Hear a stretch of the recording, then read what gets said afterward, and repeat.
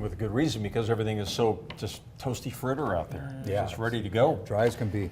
You know, so this hurricane, I've been doing weather now for 38 years, and I've never seen two hurricanes that are alike. They're always different. There's always something about each one of these storms and how it interacts with the coastal line, with the coastal communities, and how that water piles up. And some sides of the storm are wetter versus drier, so they're always fascinating. We have a live shot right now, folks, that we want to show you.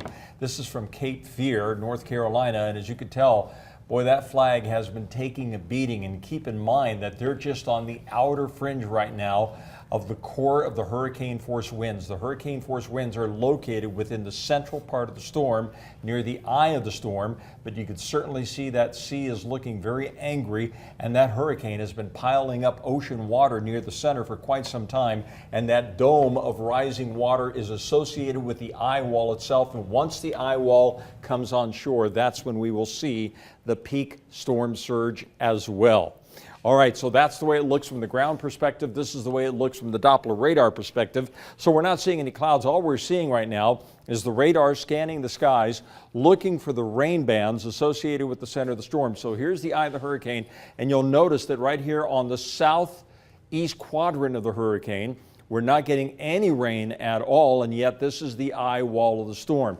So as these storm systems begin to come on shore, yesterday it was encountering some adverse winds or wind shear in the upper levels of the atmosphere. That was kind of having a tendency of tearing away the thunderstorm activity from the southern section of the storm, and that's why it started weakening.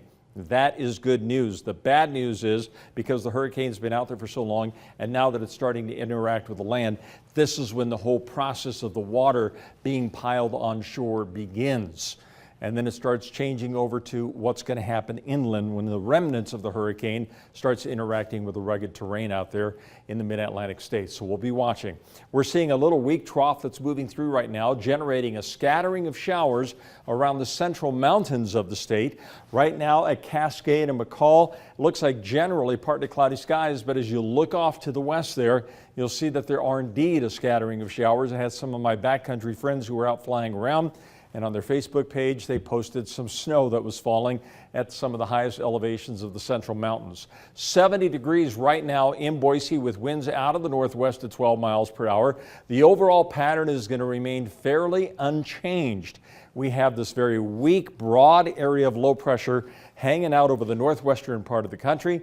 And as the low just kind of meanders back and forth and it pushes back to the west a little bit, it'll start putting us in a mild flow out of the southwest. And that relatively mild flow will give us plenty of sunshine and pleasantly warm temperatures for the next week, the next 5 to 7 days.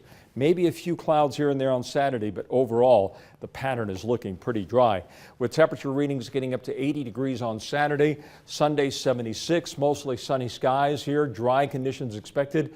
And look at those temperatures, very even keeled, right around the mid to the upper 70s for the next 5 to 7 days.